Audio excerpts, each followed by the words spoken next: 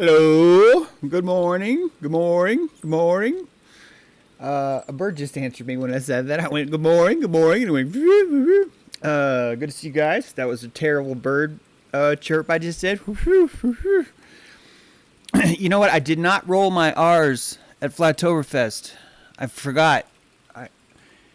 When you build like 98 slides or however many slides I had, then you fall into a procedure and you stop thinking. This is why I have such a problem with uniforms and procedure, because you stop thinking. And if I was smart, I would have created a slide that said roll your R's, and then it could have been something I did.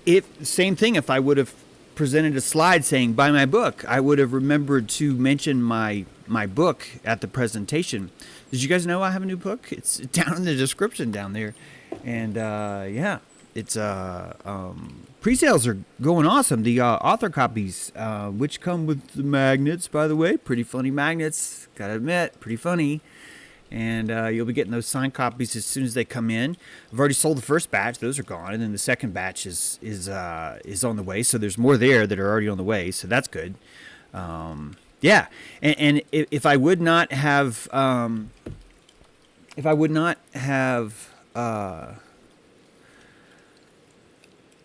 a slide, Yeah, if I would not have fallen into the procedure, it would have been okay. Man, I'm going to jump it out of rod, don't worry. But holy cow, I'm going through some vitriol right now. I would imagine that we all are, and I welcome this vitriol. I really do. Even last night I was explaining how potent it is and how effective it is. And it really sucks. Guys, your electrical fields, just because you can't see them, it doesn't mean that you're not losing them or being drained by them or in a fight for their very life sometimes. When you have a pranic experience with someone, I'm talking about when you have a pranic economy to feel a certain way and they have a pranic economy to feel a certain way, and you two meet electrically down below in your keel, you guys are shaking hands and you're making this pact. And then what happens after that pact is made, after the parlay between two pirate ships has happened, is diplomacy. Diplomacy happens after the pact. And you end up finding the ripples of what it is you just did, of what it was you just experienced, after your neocortex is finding out what you already decided. You understand? It's weird. But I swear that's most of our life. Is our neocortex is trying to justify how it secretly wanted to do what the prana economy underneath already made that handshake to do with someone. And I think as we get to know ourselves, we slowly realize this. And there appears to not be a throttle. For example, when you go to the bank and you were to put your deposit inside that tube, and you were to take that tube and put it in that chute, and that chute was to take that tube and run it through their tube, there's only so much you're going to fit in there. You're only going to fit one gold bar, right? Like maybe once. And that's it. That's all that'll fit. But in this prana economy, it feels like in a matter of a half a second, of a millisecond, that we can exchange a massive amount of prana between each other, and we'll spend the rest of our lives ripples, recovering from the ripples, the tsunami of that prana exchange. And we call this present life.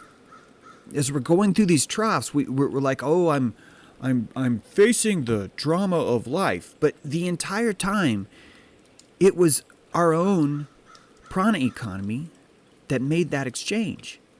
That's what did it. And I think the best experience I can think of is a marriage. When you get married, in that ceremony, I'm telling you, in that ceremony, there is a massive exchange of prana. There's an economy that occurs. And the entire dynamic takes place after that. When genitals touch, there is a massive prana economy that takes place between two people. When someone is hired, when someone is fired, when someone quits, when someone agrees. These are like massive, like years and years and years and years and years of ripples are felt. And I don't think we understand that those ripples already happened. In other words, you already gave or took that prana. And unless both people agree to re-exchange it again, it's gone. It's gone. You've lost that. It makes every transaction that much more precious, which I'm thankful for. It would suck if we were not having precious transactions.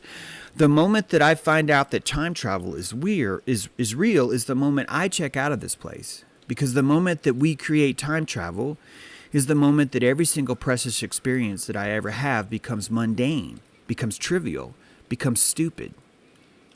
And I will be wasting my time at that point. And don't worry, there's no such thing as time travel in my lifetime. I know this because when I was 7, I made a pact with myself that if time travel was ever realized with myself, I would go back to myself when I was 7. Actually, it was 11, sorry. When I was 11, and I would have that conversation and say, yes, there is time travel.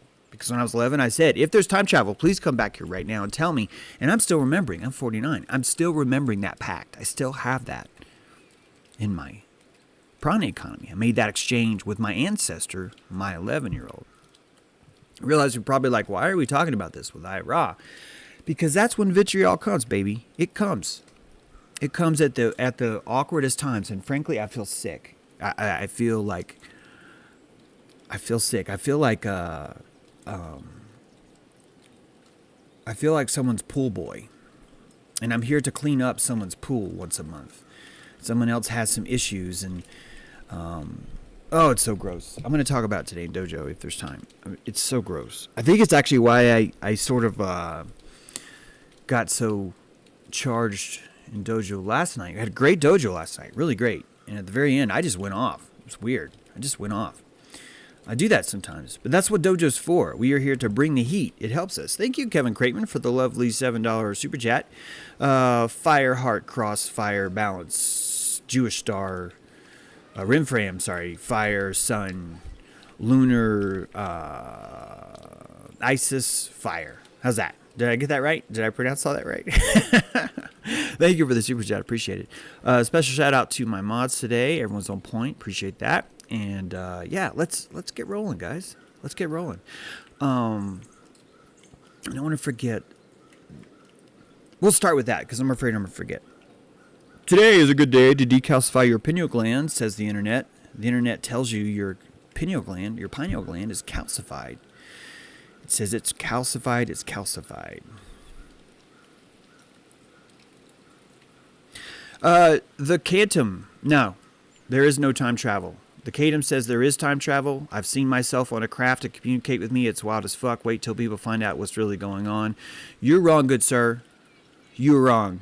And I'm having fun right now, but I know I know you're wrong. And I've already explained why. I won't go into that anymore. But I do think that you probably astrally projected and decided that was through time. And there's nothing wrong with that.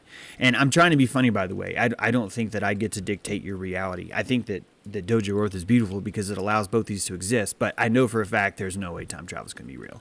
That would completely ruin every single epic moment any of us have ever had. It would just shit on it. Like a giant corn dog dipped in poo. Wow, that was really strong. I think I'm still upset from this pool boy shit. Decalcify your pineal gland, they say. Here's a pineal gland with fluoride is deposited here as a result of consumption of fluoridated water. These people, the quantum tech therapy, are selling you the fix to that. They're going to sell you that. This is your pineal gland. This is your pineal gland on fluoride. Of course, they're not showing you the pineal gland uncalcified because we don't have a picture of one. But somehow we know the difference. Somehow we know it's bad. Here we have some judgment here. Is your pineal calcified? What's a pineal gland? Next. Meaning, we will only bond if we admit we're broken. We will only bond if we admit we're broken. This could be us, but your pineal gland is calcified. How to tell if your pineal gland is calcified? Oh, it is. It is. How to decalcify your pineal gland with Cheese Slave. Wow. The pineal gland healer. Your pineal gland's broken. But if you come to us, we will heal it. Look at all these charts and graphs. The maleffective calcification. Decalcify. Here's herbs that decalcify it.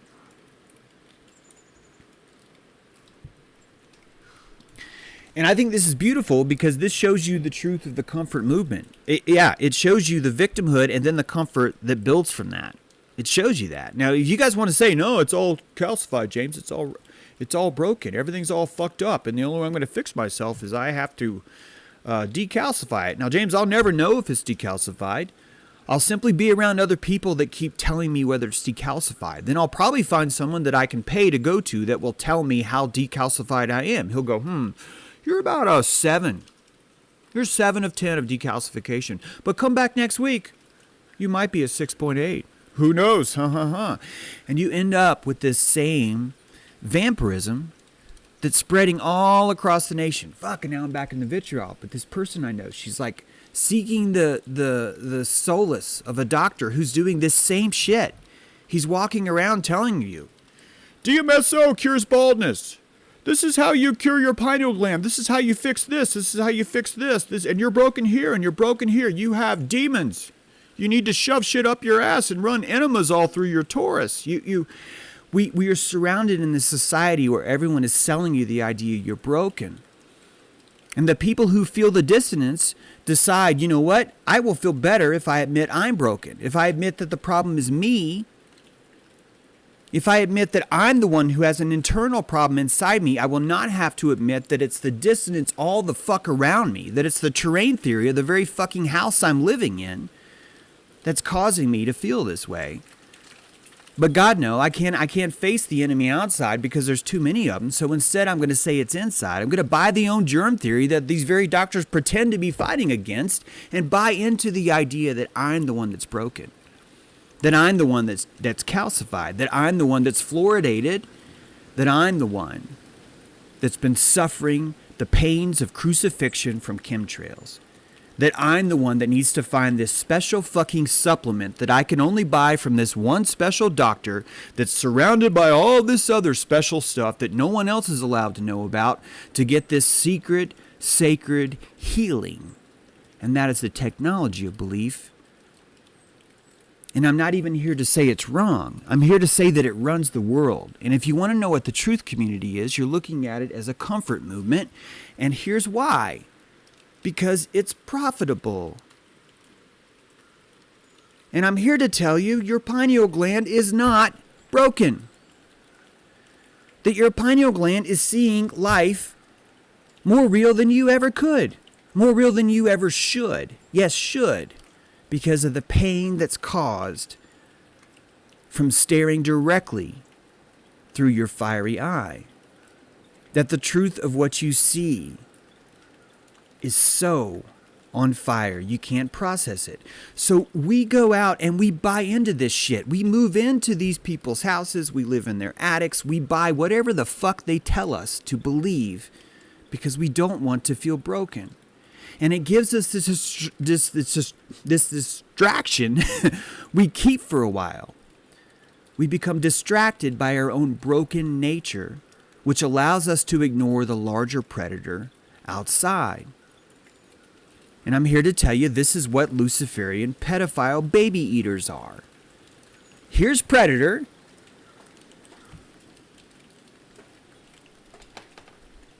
And here is Luciferian pedophile bunny foo-foo guys. And it allows you to distract yourself from the drooling fangs of brevity that hang in plain sight to look at an enemy that you've never once seen in your community, that you've never once seen take your children off to school, that you've never once seen in the co-op tell you, oh, your pineal gland is all fluoridated. You need to take this special salve that only I know that's going to fix it. Because the rest of the world's evil and they're out to get you. Hey, maybe you enroll in my Ascension program. And every one of those is the blueprint of mind control, which I outlined in that book, Blueprints of Mind Control. I outlined it. It's a 3-step process, and it begins with you are broken. You are possessed. You are broken. You are sinner. You're a racist. You're xenophobic. You're ignorant. You're dirty. You're a contagion. Sorry I'm saying all these things at you. I'm illustrating these things. Also, I'm kind of heated right now. I got some vitriol. And because I run a live stream, I can't sit there and go, I'm going to be unvitriolic now. I could, but then it would be this show like, fuck. I wouldn't want to do it, so I don't think you guys would watch it. Anyway, we keep falling for this because the only people that are talking are the ones guessing. And the only people that are listening, they're looking for answers. And because they're looking for answers, they don't give a shit if it's right. They're looking for an answer. What is that? It's an answer to a problem that doesn't actually work. Yeah, but it's an answer, right? Yeah, but it's an answer that doesn't work. Right, but you said it was an answer. Yes, but it's an answer that doesn't work. I'll take 4. I'll take all 4. And that's literally what's happening every single fucking day of our lives. And the ones that are raised to the top are the ones that are willing to give you whatever the fuck answer it is to make you believe them.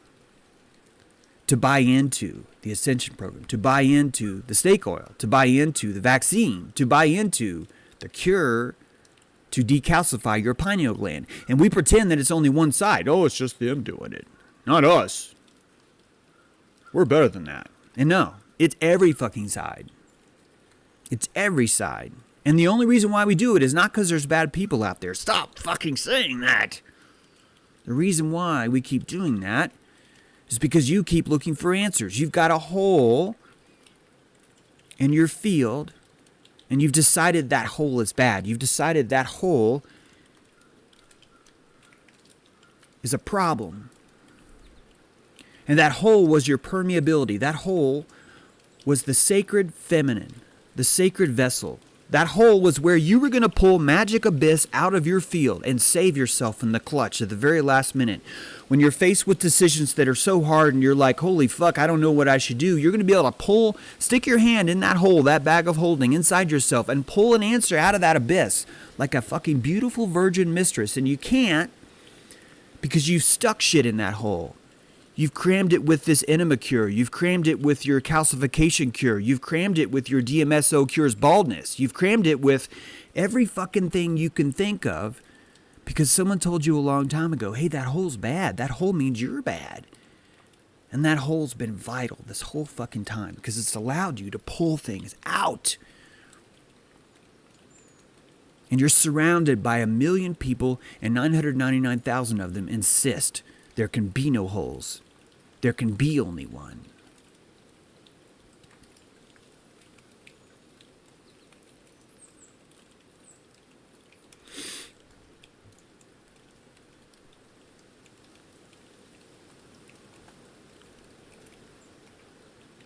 Yesterday we were talking about dilation rituals. We were talking about that in relation to the pineal gland. And dilation, if you missed the last part really quick, dilation is simply the opening of your first eye. Not your third eye, your first eye. That your first eye is the way that you see, but it's quite a different form of seeing. It's a 7-dimensional sight, 12-dimensional. I don't know how many dimensions it is because I'm not going to tell you shit that I don't know. But it's a multi-dimensional sight. You're seeing through your skin, through your skull, through your brain matter, and you're listening to the world. You're listening to the perturbations of the world. You're listening to them. And as you listen to them, you take these perturbations and you reduce them into dimensions where we can interpret other things. How far back do I have to go to get to that? Where we get these senses and we find other things in them. We have sight, we have sound, we have all of these things. They're telling you what's really going on. I shouldn't have gone back this far. I was looking for that. The Dark Side of the Moon thing. It's showing you source comes in one ear and it's broken down into all of our senses and emerges out of the other.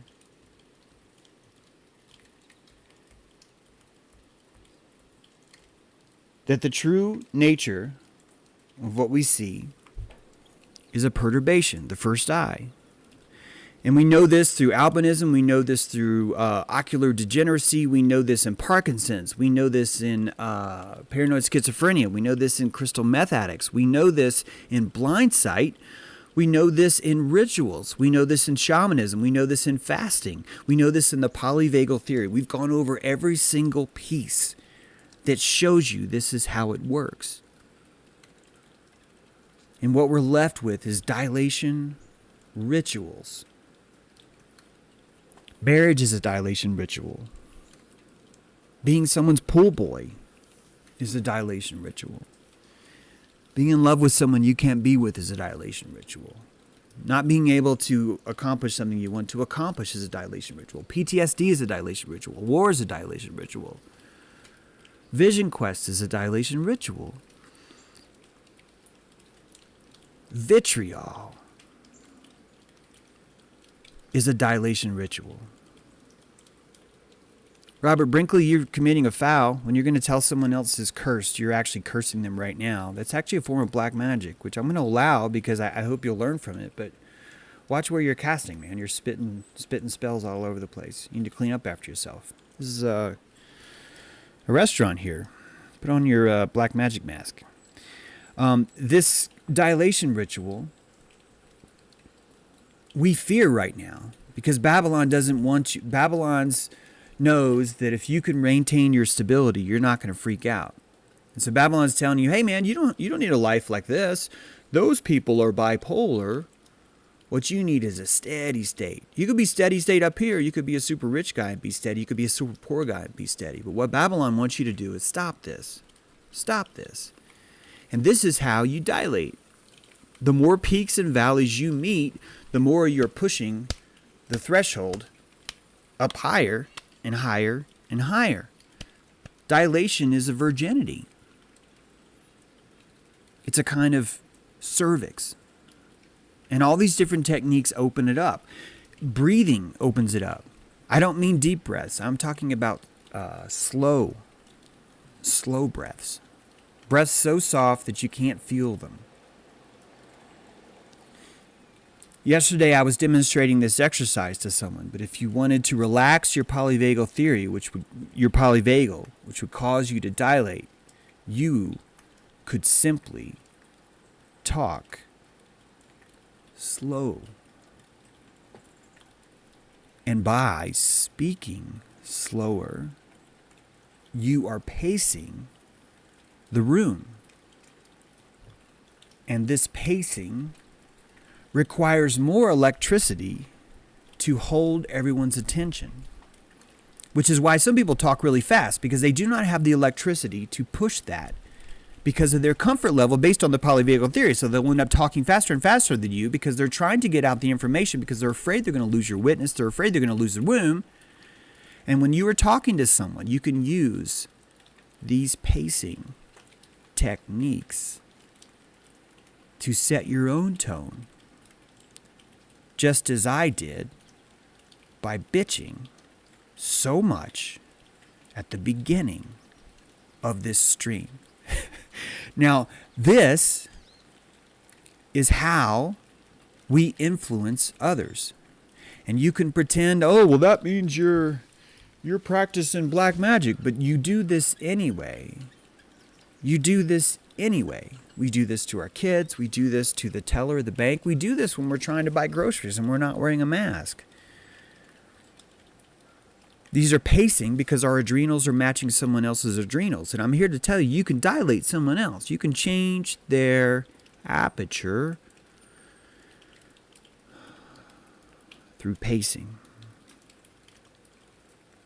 You can set a completely different tone. Yes, ideas for freedom, just like NPR.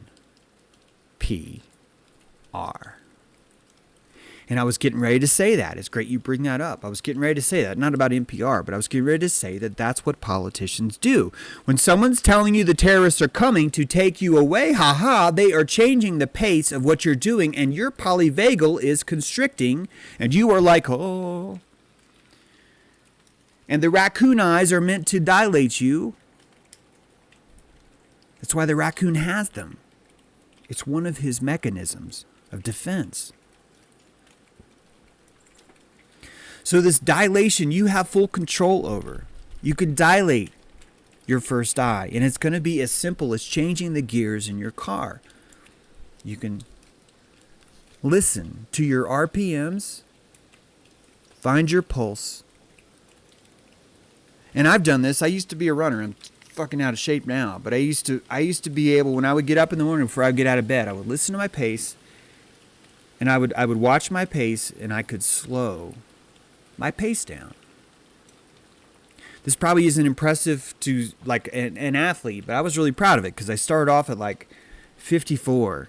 I would wake up like 54, and I could get that shit down to like 42 sometimes, which for me I was proud of. I'm not saying that's impressive, by the way. I'm just telling you that that's how much effect I could have on it simply by sinking more into my body. Simply by sinking more into my pace. I'm dilating myself. Now, the more dilated you are, the more truth's going to come in, which means you're only going to be able to stay dilated if you can handle the truth that's out there, which is why we work so hard to eliminate the victimhood. We have to get rid of that victimhood, or else you're not going to have the comfort enough to see it. The moment you find victimhood all around you is the moment you dilate and go, oh God, there's a lie, I'm a victim, and you shrink back up again. And anytime you relax, whoa, predator, you shrink back up again. Whoa, predator, you shrink back up again. which is why we spend so much time in the dojo working on our fields, working on stopping the shed of electricity. We shed electricity when you feel negative emotion. You are shedding electricity. When you feel positive emotion, you are gaining electricity. When your spine is straight, your antenna is taller, you're receiving more electricity. When you were slumped like a question mark, you were crunched over. You're burning more electricity.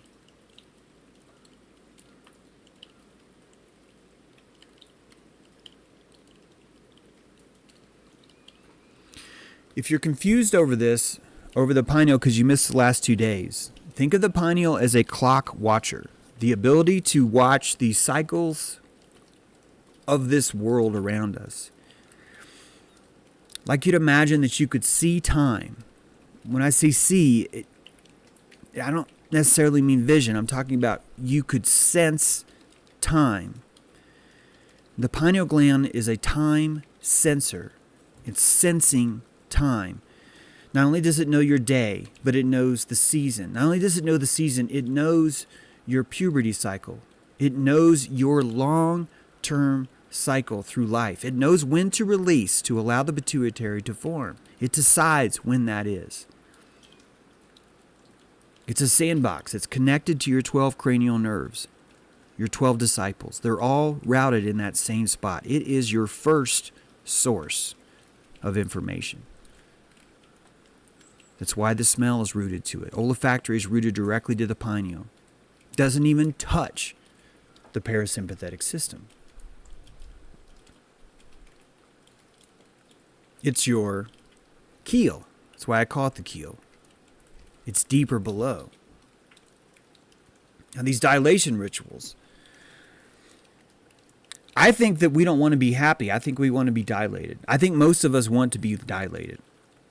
And even if the world's evil and we dilate and we see more of it, we're constantly on this addiction to, but I want to be more dilated. I want to be more dilated. When a woman has a child, she's dilated. I realize in more ways than one, but the experience itself. When a man lifts weight he's never lifted before, he's dilated. When you accomplish a goal that was really, really hard, you're dilated. And all these experiences aren't necessarily joy. They're portals. They're a movement through a portal. They're walking through that portal. And this movement through portals is opening. It's transition. It's metamorphosis. And that's part of dilation, which is why we are so addicted to it. We are super addicted to dilation, more so than we are into joy. Because dilation is closer to something very, very important. It's called epiphany. And the pineal gland is inside the epiphysis cerebra. It's in the house of epiphany. It's in the chapel of epiphany.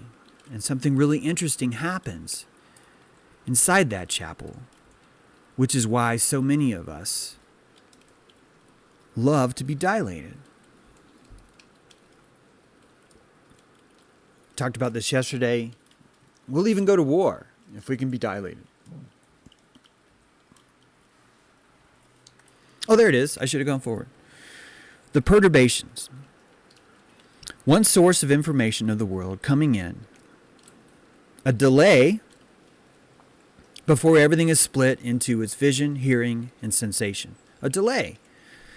There's a delay in what you're experiencing and what reality really is. There's a delay. Now, don't ask me how long of a delay because I don't know.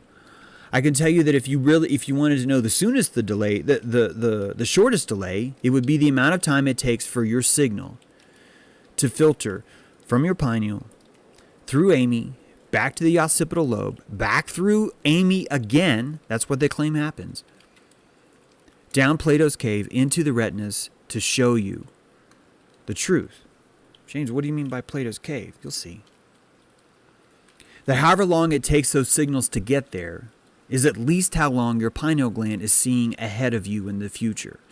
And if you don't believe this, you can look at a functional MRI and you will watch the neocortex light up a quarter of a second after your limbic system will light up.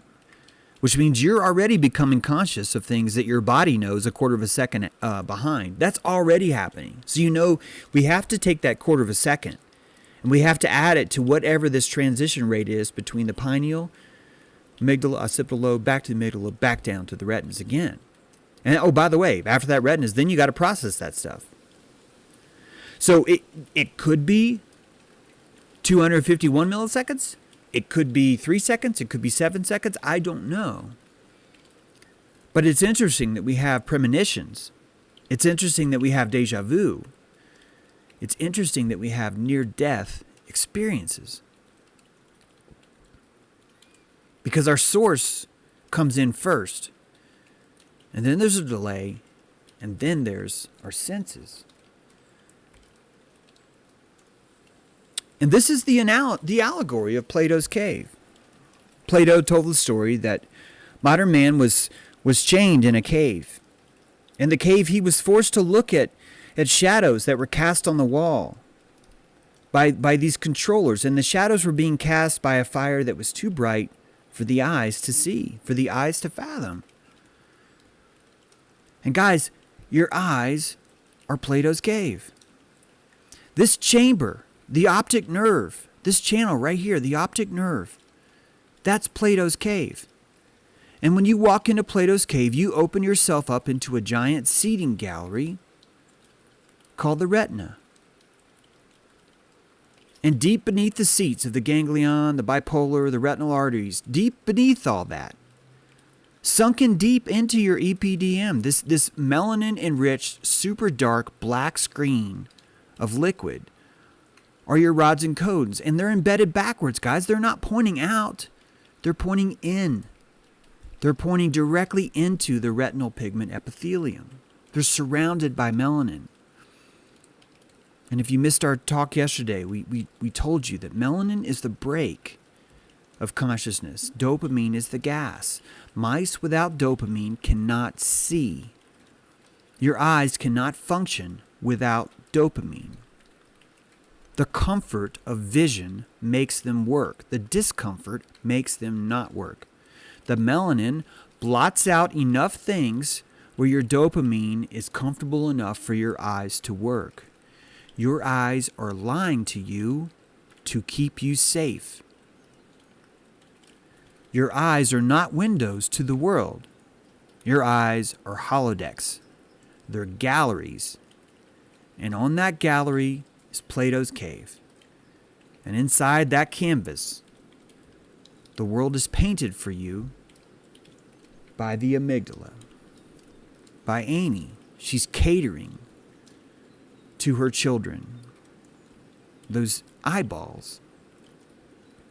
This is Plato's cave, your eye socket. And all of reality is seen through these chambers. Your optic nerve is Plato's cave.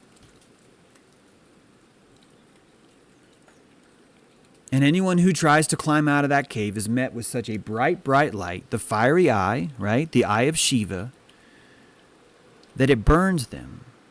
And many would prefer to stay down in Plato's cave because that's why the cave was there. The retina was built for you to allow you to see this world from two trees. Two trees. Inside of you is two trees. There's a tree of morality and a tree of mortality. Morality is your horizontal axis. Mortality is your vertical axis. You are a living cross of morality and mortality. And morality requires good and evil. It requires two poles. It requires two holodecks so you can discern between the two. So you can Hegelian dialect your way through the world. Source comes in. It's routed to the caves. You're able to discern between two poles, between two towers, between Solomon's temple is the Ark of the Covenant. The Ark of the Covenant is your contract with God's consciousness. And I would like for you to consider that the words having a soul is very limiting. It's very limiting because when you think that you have a soul, you start to think maybe in a singular way that you have a token called a soul. That there is one thing called a soul, and you have one. And if you sell it to the devil, you lose it. And then you have one and you lose it. That's a way of understanding it. But I think what comes deeper is I would like you to imagine that God is a liquid. And everywhere there's a pineal gland is a hole. A hole. And the firmament is a much more fractal thing. Because this hole is allowing consciousness to leak through. It leaks through your pineal gland. And that your soul is the amount of water that's allowed to come through your strainer. That the pores in your skin, the billions and billions of pores in your skin, your eyes, your ears, all of these holes are leaking consciousness. And the amount of consciousness, of God consciousness, they leak. Remember, infinite witness. God is infinite witness. The infinite waters of witness are pouring out of you. They're pouring out of you in your morality or your lack of morality, because morality comes from you. They're pouring out of your discernment. They're pouring out of your compassion. That these systems themselves are saturating the world because you're here. You are a reverse sponge, right? You are here to moisten the world with infinite witness, with consciousness. And the more dilated you are, guess what? The more infinite witness pours through. So as you interpret, your interpretation of information coming from you is truthfully infinite witness pouring out of you. And people feel that when you look at them, when you're truly in a presence. People feel that witness from you. They say, James, I really feel your witness. And they feel my witness because I'm there. I'm sunken into my body. I don't have the false shame of dissonance of all the bullshit. The only shame I have is the things that I do.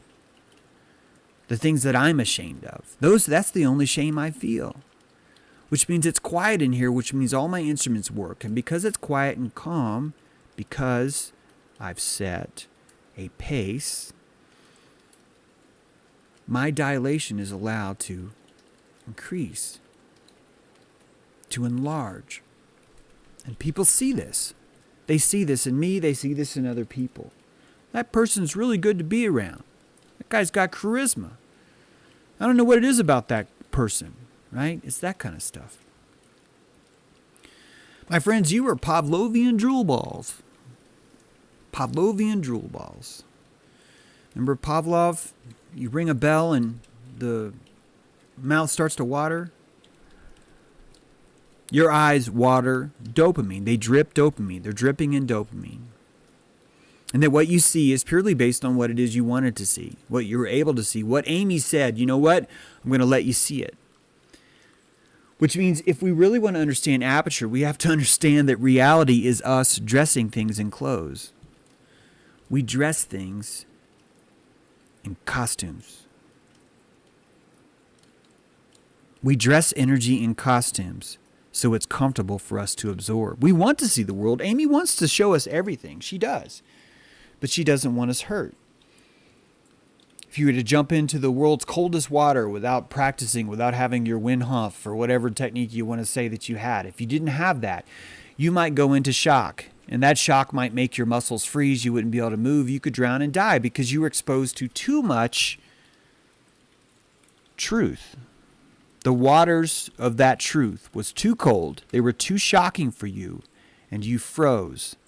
And Amy knows that happens to you. Like a fainting goat, you could just fall over. So she has to throttle what you see. And you just saw with the albinism, sometimes she's not able to do that. That albinos have this inability to put the brake on the reality, and so many of them have paranoid schizophrenia. Please understand, I'm not saying all albinos have paranoid schizophrenia.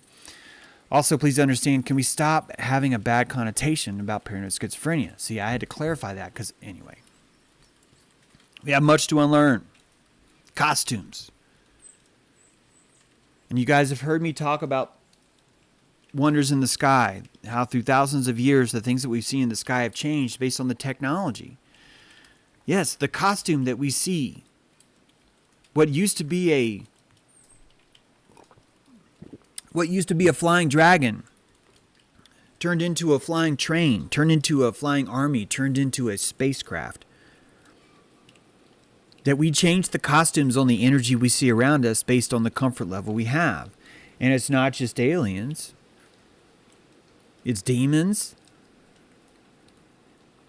It's Sasquatch. The Sasquatch encounters that I hear about are profound. And most of them are energetic. Most of them are electrical. What I mean is if you hear the person that's talking about an encounter, you're listening to an electrical phenomena. You're listening to them experience energy. Energy. And I believe that we put fur on it. That we make it a Chewbacca. We make it this wild ape because we're trying to normalize it. We're trying to figure out, well, how can it fit in this environment? And someone a long time ago gave us a fucking lie. We can call it this, and everyone else is like, I like this idea. I like this idea. We run for that because we only want answers. We don't care if it's right. We just want an answer because we're afraid of mystery. Because we're rejecting the mystery. And these are good signs. I don't think it's wrong to see these things. I think it's great. I think it's more accurate. In fact, I like it when people agree to see things together because they're opening their aperture together, guys. You're having a shared aperture experience and you're allowed to expand on it with each other. You're using each other's witness to see things you wouldn't be able to see before. And this is what shamans do. They show the villagers, no, that's a boat out there. I don't see a boat. That's because you're not looking. Look at the water. Look at the cresting. I can't understand that. The villagers can't understand because the boat is too big for their mind to fathom. Costumes. I'm here to tell you, when you see a wild animal, I think that we don't fully understand what those animals are. In fact, I think that we put distance between us so we can feel better about them. Because the truth is when you're looking at a fox, the moment you can see a fox, you are touching that fox's electrical field. You are interacting with that goo, with that plasmic pranic goo. The fact that you can see it is a symbiotic relationship you have with it. And you know this through adrenal connections. We have adrenal connections. We can't explain that. We can't find anything in the world that shows us that our adrenals are talking to each other, but the functional MRI shows it's true. That if I have a terrible pain in myself and I show my face to someone else, their functional MRI will light up exactly the same. The entire parts of their brain light up too. It's a wireless connection. This is called empathy. It's a wireless connection of two people sharing a wireless connection. And we can't find the energy for that. We can't explain the perturbations. We can't explain any kind of oscillation that's passing through the air from one to the other because we are only seeing a limited amount of reality. Our first eye understands that connection. Our Pavlovian drool balls do not. They've been building this reality up from steel, tiny ball bearings that are so small you could never see them. Because that's the most comfortable for us. Everything's dead, nothing's alive. That's what we tell each other. Our reptilian core is in Zeta Reticuli, 12 million light years away. We tell ourselves that. But the truth is much closer. It's simply too uncomfortable to see. The truth would burn us all. The eye of Shiva. One day, Shiva's wife, Parvati, playfully placed her hands over Shiva's eyes. Suddenly, darkness engulfed the whole world, and all beings trembled in great fear as the Lord of the universe had closed his eyes. Suddenly, a massive eye of flame erupted from the forehead of Shiva. A third eye had appeared there, and this gave light to the world. The reason why we called it a third eye is because we didn't understand it. And it's been on the entire time. It's our first eye. That's why I call this episode the first eye. It's not the third eye, it's the first eye. It's listening before anything else is. Genesis 32:30, and Jacob called the name of this place Peniel, for I have seen God face to face, and my life is preserved. Exodus 33:20, and he said, Thou canst not see my face, For there shall no man see me and live. The eye of Shiva.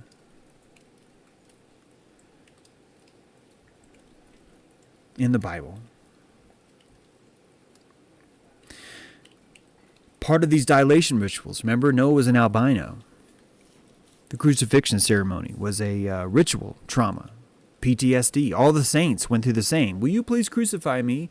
Please notice that every single saint's story is the most torturous, awful thing you could ever imagine. It's secreting that prana of sympathy.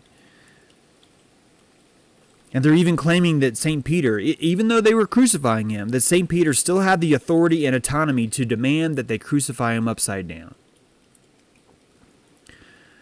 Which should suggest to you that these could be in line with John the Baptist.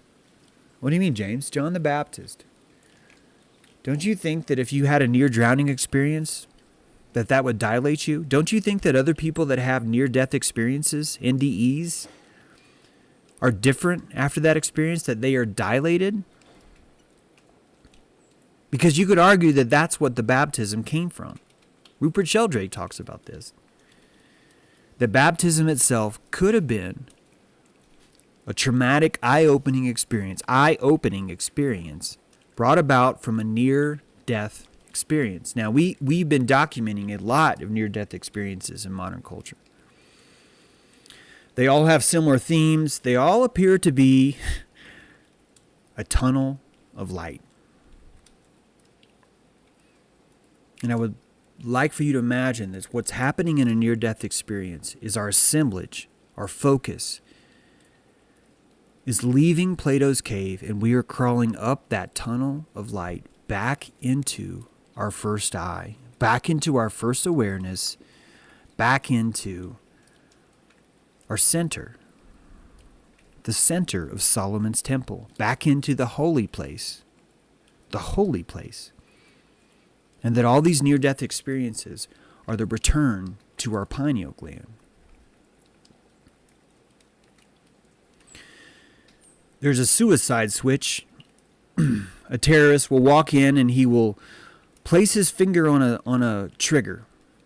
And when he lets his trigger go, that switch will come up and boom, he will explode.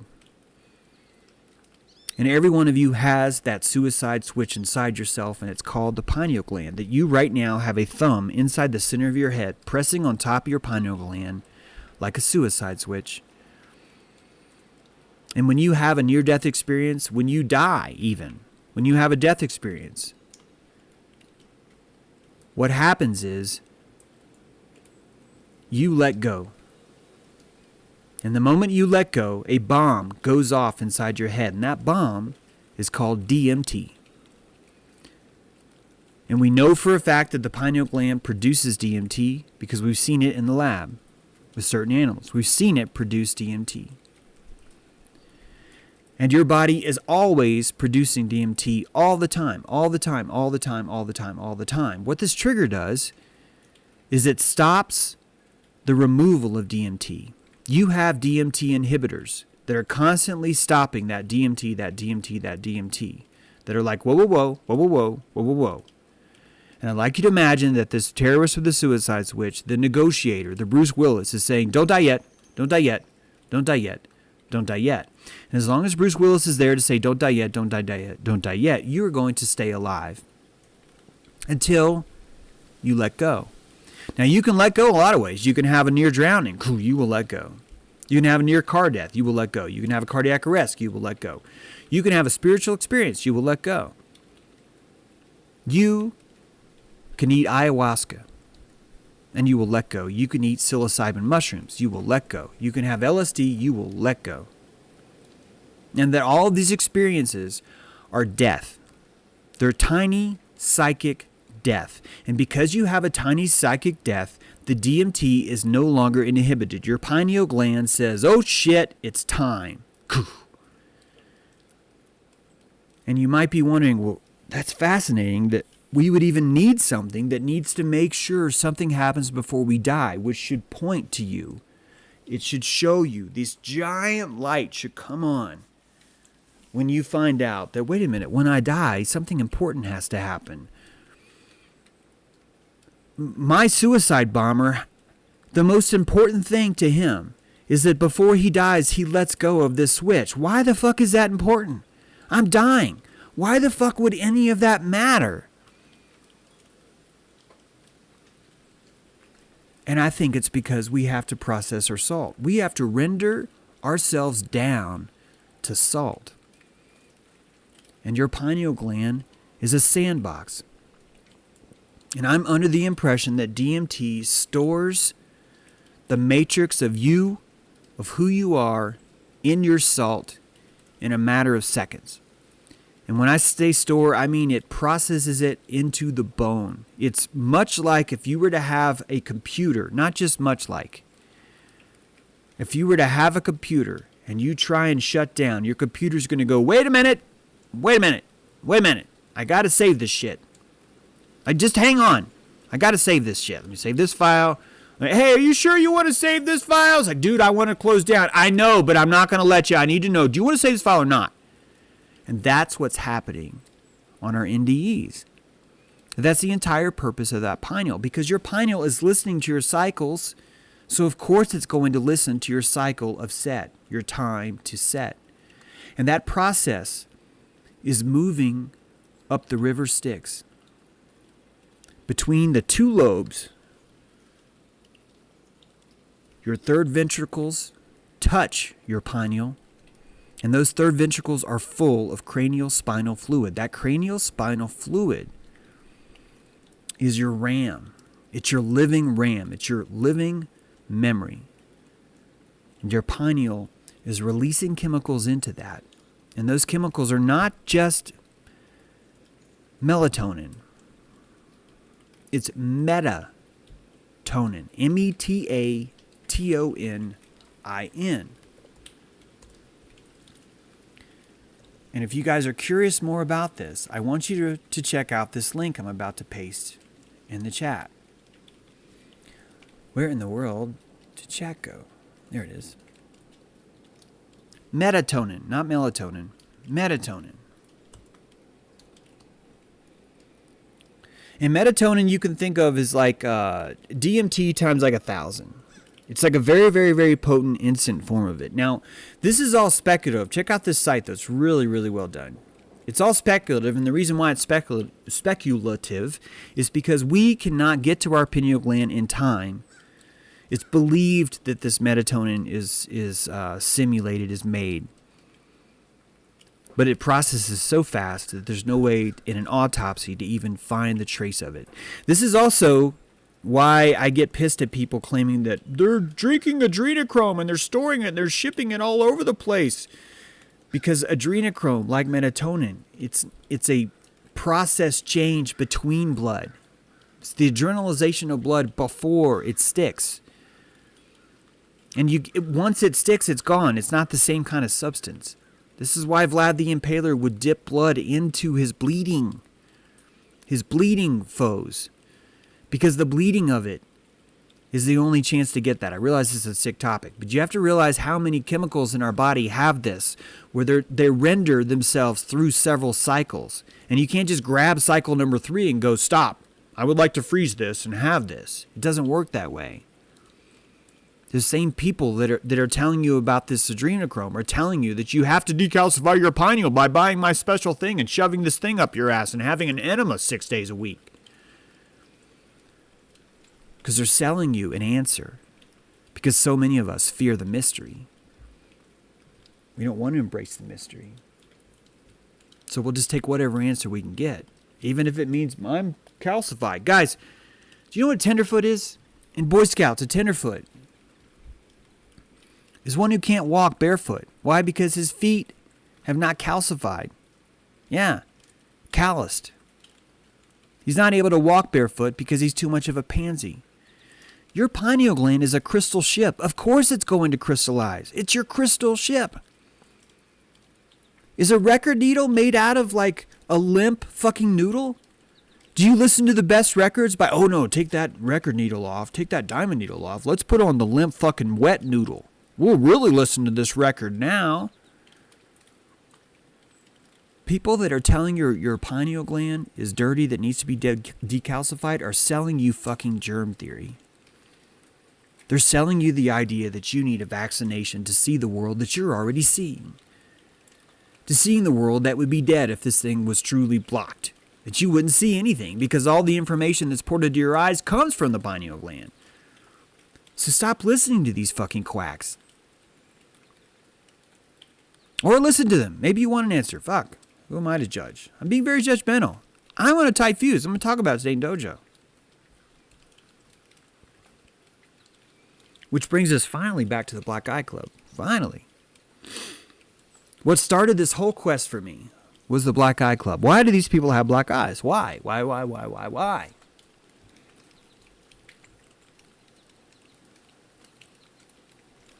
If you know that the eyes use dopamine and melanin as the gas and brake,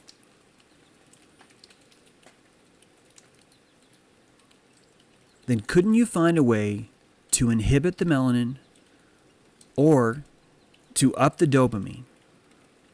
Couldn't you find a way to override your amygdala, to take a shortcut and tell Amy that no matter how much melanin she's trying to send, that you're fine, that you can just show whatever, that the Black Eye Club is the all-seeing eye, that these people have found a way to change the chemistry of their eye so that their Plato's cave shows them all of reality in one eye. So they have an all-seeing eye.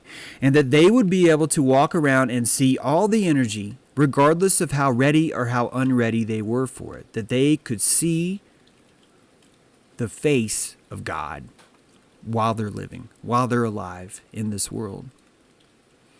And that anyone else who had this ritual would understand, oh my goodness, they have it too. They can now see what I can see. And it would be something that you would be so proud of that you might show it off. That you might let others know that you have it too. I don't know if this is true, but everything else I told you about the pineal is research. This is the one part that's speculation, unless I told you before what it was. This is speculation. I'm speculating right now. But it makes a whole lot more sense than, yeah, Luciferian baby eaters. They hold their beer, and Harry Reid's like, okay, punch me, I won't move. And he sits there and he's like, I'm not going to flinch, don't worry.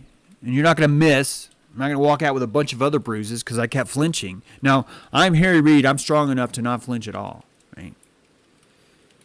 Because that's the story they're telling you now. It's Luciferian baby cold eaters. That's what it is. And they're punching each other. Yeah, don't you know how that works?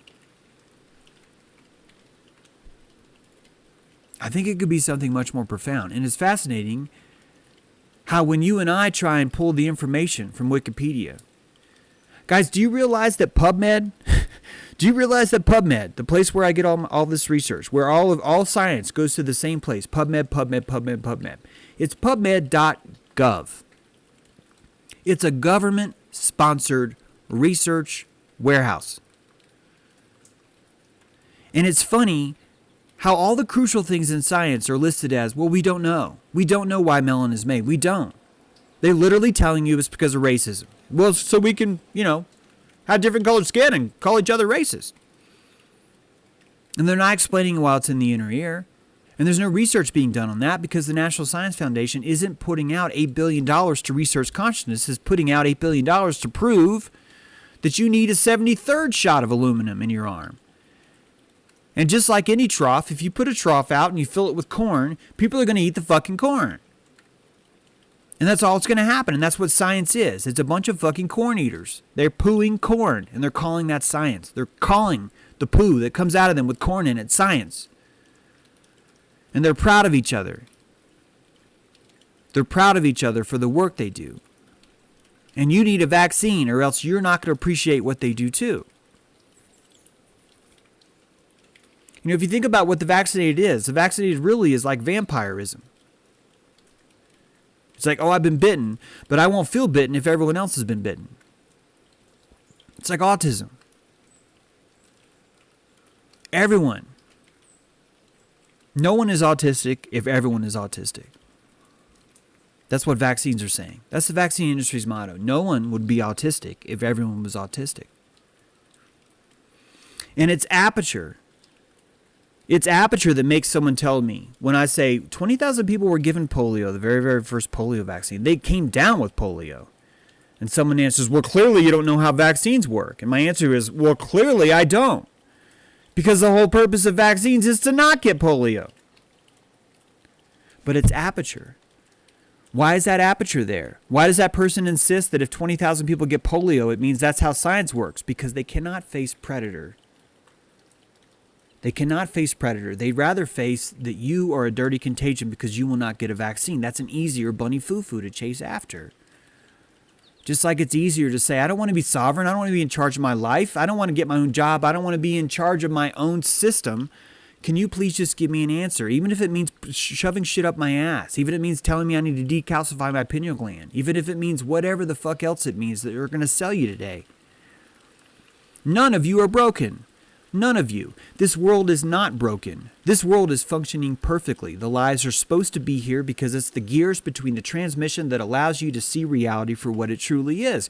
The strife that you see around you is only strife because you feel victimized. The moment you stop feeling victimized from that is the moment you notice you're in Dojo Earth. You came to karate class and your feelings are hurt because someone tripped you. And the moment you stop feeling hurt from the victimhood is the moment you will get up and you will stop believing all this bullshit. You will stop. You will move on. That's why I wrote this book. It's going to give you that energy you need.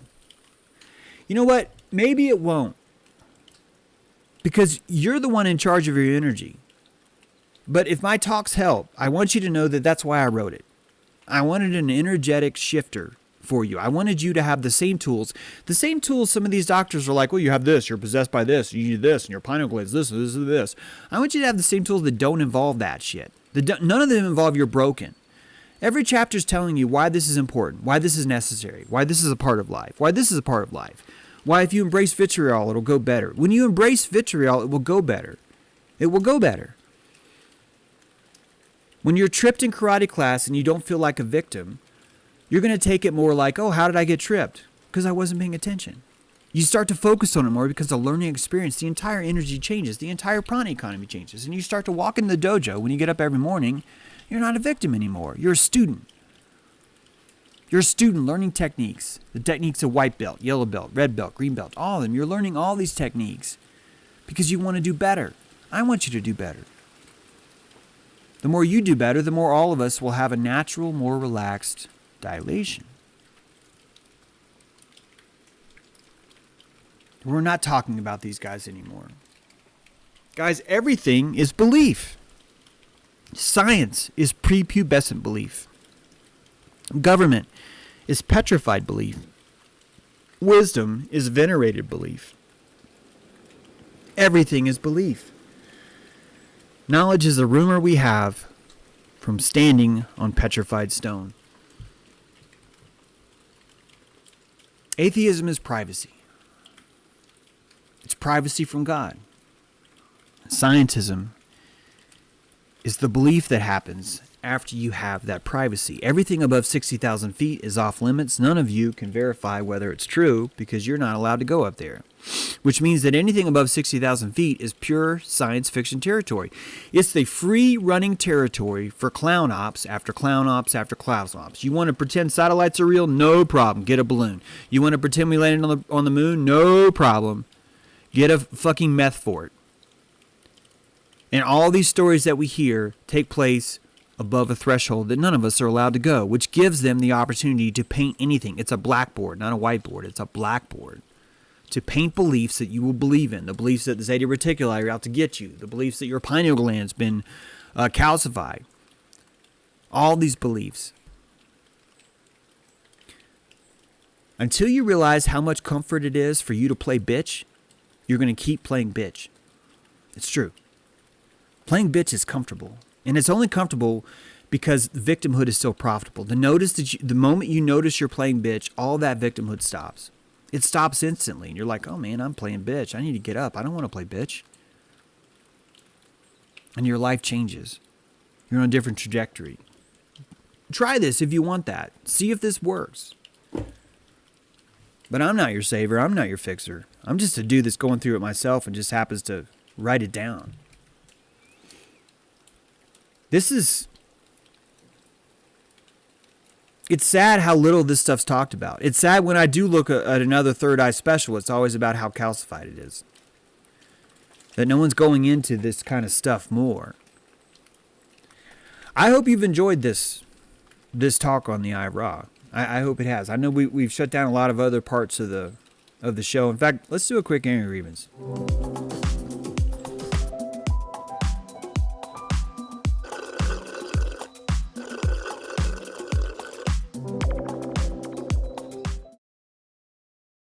We have new art coming, by the way. I just haven't had time. I've been finishing this up and trying to get caught up in my correspondence. If any of you are lacking correspondence from me, you've written, or maybe you don't have a book or anything at all, I'm going to ask, if you don't mind, could you please write me again? I would love a reminder because I want to make sure everyone's caught up. Yesterday, I went through about 2 or 3 weeks worth of mail just trying to make sure that every single person had been caught up, and I don't know if I did it all. So if there's any grievances, I would love to have it. Hi, Spacey Solrus. So much enjoyment. Great presentation, James. Thanks, Vincenzo. I'm already 3 hearts. Thanks. Excellent stuff. Thanks, you. Read your spin equals staff equals book of life. Not sure what that means. I've had enough. I'm squishing heads. There you go, Jaja. I know what you mean. I scratch your head. Crunch your head or something, right? Squish your head. I want to do better. I want to do better, too. And I think we do better by setting the pace for our dilation. Grievance/gratitude.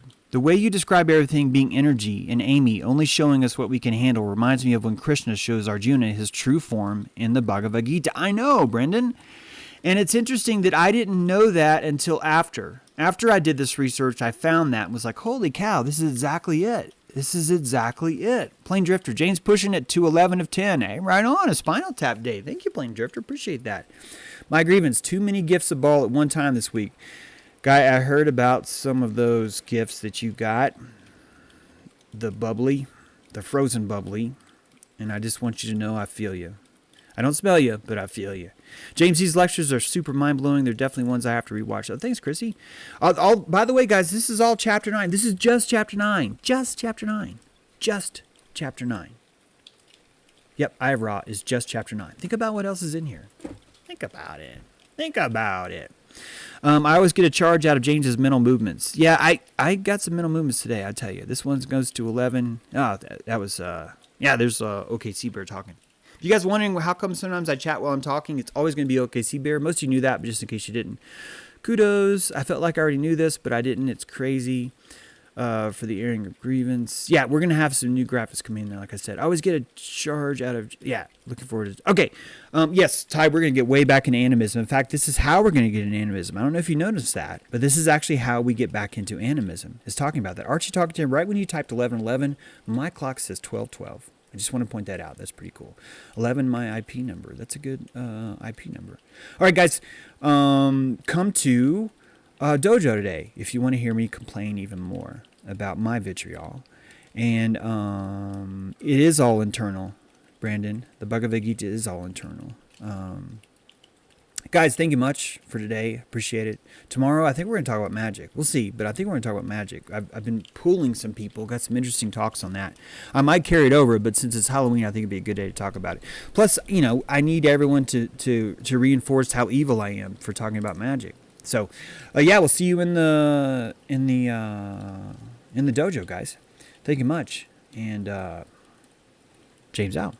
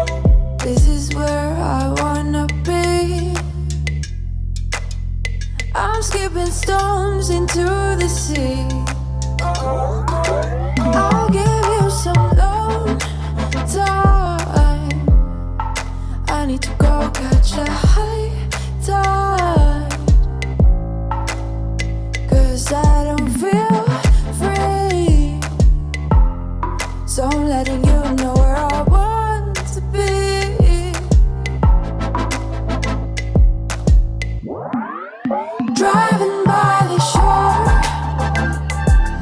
listening to a broken radio. Skyline neon lights are waking up the rangers of the night. Designated life, driving by the shore.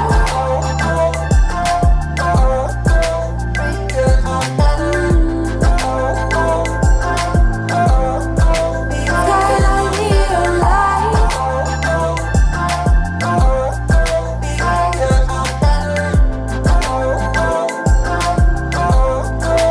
Designated life.